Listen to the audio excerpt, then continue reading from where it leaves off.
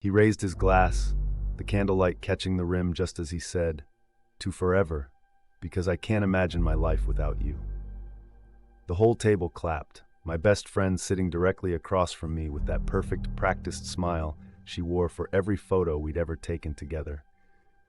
I felt his hand squeeze my thigh under the table, and for a second, everything felt right, like maybe we'd finally outgrown the fights and the late-night arguments. But then he cleared his throat, never breaking eye contact, and said, "Before you answer, there's something I need to admit."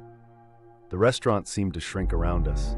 He went on, no hesitation, no apology, telling everyone that he'd slept with my best friend and that it happened right after our last big fight. I remember her face, frozen, and the way her fork clattered against her plate. The rest of the table stared in horror, but I couldn't look away from him. My heart was pounding so loud I could barely hear his explanation. Some twisted justification about honesty and starting fresh if we were going to get married. I don't remember getting up, but suddenly I was outside, cold air in my lungs and my phone in my hand, her name lighting up the screen with a text. "I'm so sorry. He said you'd already forgiven him." That was the moment it all snapped into focus. Not just the cheating, but the months of whispered conversations, the sudden closeness between them that I'd brushed off as paranoia, the fights he'd started over nothing.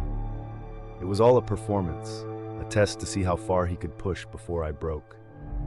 I walked home alone, heels in my hand, replaying every moment of the past year, and realizing I'd been so desperate to fix us that I never stopped to ask if he wanted to be fixed.